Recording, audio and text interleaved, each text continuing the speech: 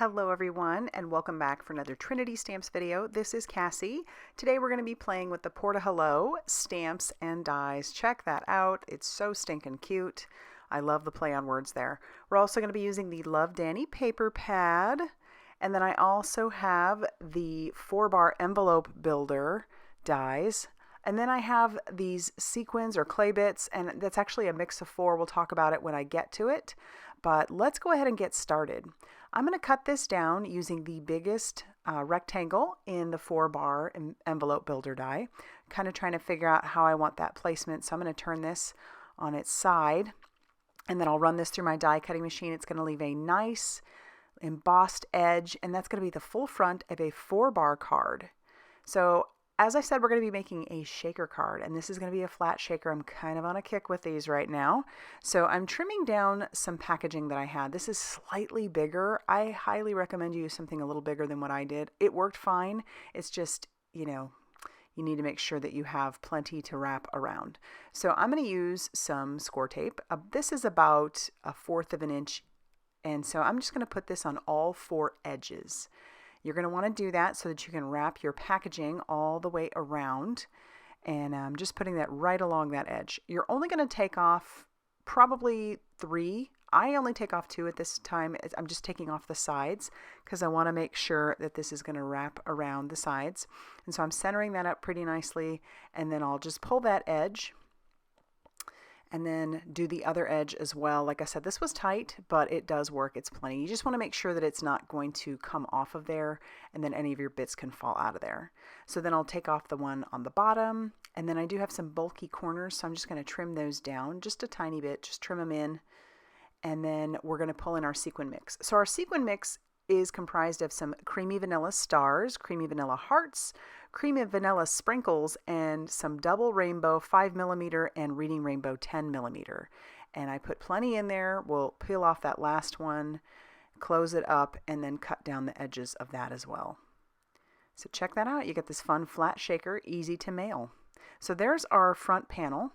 I'm going to bring in our card base now. We're just going to go ahead and get that out of the way. Now, for a 4-bar, you're going to want a 5x7 piece of cardstock.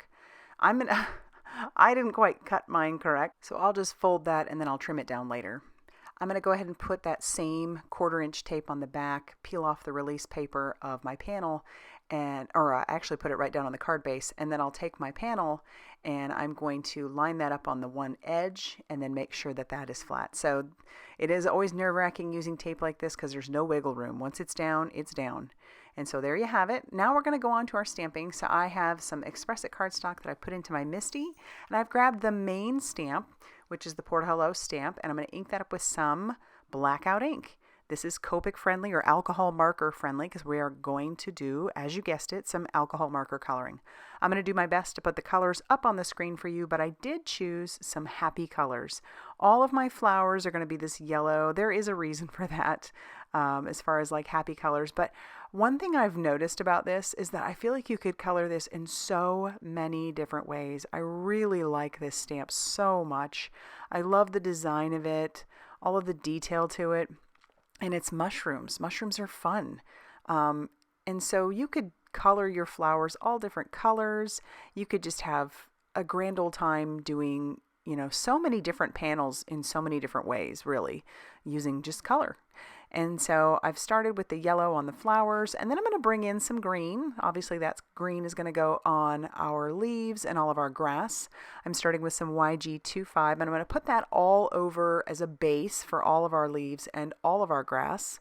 And then when I've got that all down, I'm even going to put it on the centers of our flowers. I'm going to bring in some G07, and that's going to bring in just a little bit more of that green. The YG is a yellow green, and I'm going to just put this down where I think the shadowing and the shading might go best. And then, even kind of really saturating the background with that color. And then I am going to bring that YG25 back in, and I'm going to soften those edges just a little bit. It's not that noticeable. All it really does is take away some of the harshness of where the color comes together. But other than that, yeah, it doesn't make a huge difference. It just kind of cuts down on the harshness. And so we'll do that for all of our grass, all of our leaves. And then for our mushrooms, you guessed it, I'm going to come in with some red. And it isn't as bright red as I was originally thinking. I'm going to start with some R37. That's going to be the base color for my caps. And then our mid-tone isn't vastly different than the R37. It's actually an R46. And it is a little bit darker, but because it's not quite that much darker, I decided to bring in a third color eventually. So all I'm doing is I'm going to bring in that R46 and put that down where I think it's going to look good, just to add a little bit of depth to it. But like I said, as you can see, it's not that different. So I'm going to bring in a much darker color. And that's going to make the difference. So we've got some R89. So that is significantly darker. And I'm not going too crazy with it. But then when I bring that R46 back in, it blends it beautifully. And then you can really see some of that differentiation in the color. So I really like that. For the underneath of our caps and for parts of our mushroom, we're going to use some E41.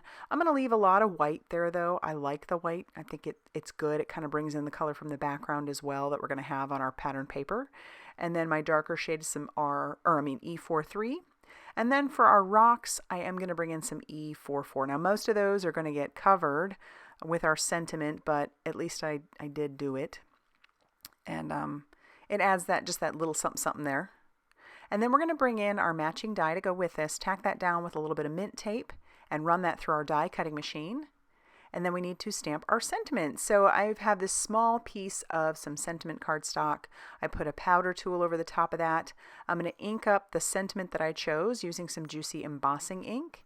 And then we'll bring in our reverse tweezers and we'll cover this with that white detail embossing powder that I have there.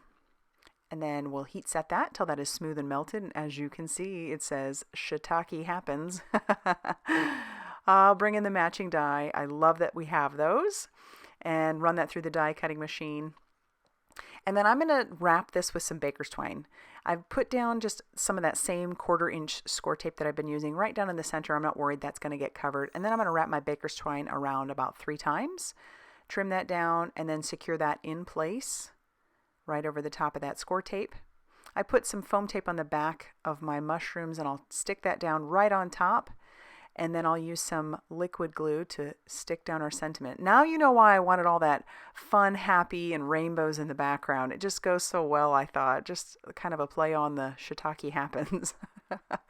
And then as a final bit on the inside, I'm going to ink up my stamp, my main stamp again, using a dark red ink. And I'm going to stamp that in that lower left-hand corner of the inside of our card. And I did make an envelope to go with it that just uses some tonic red berries. I love how this all goes together and it fits so nicely in our little do-it-yourself envelope. So there you have it. If you like this video, be sure to hit that like button and definitely consider subscribing if you haven't already done so. And be sure to check out all that Trinity Stamps has going on over there on their blog, Facebook page, and Instagram. Thanks for stopping by and I hope you have a great day.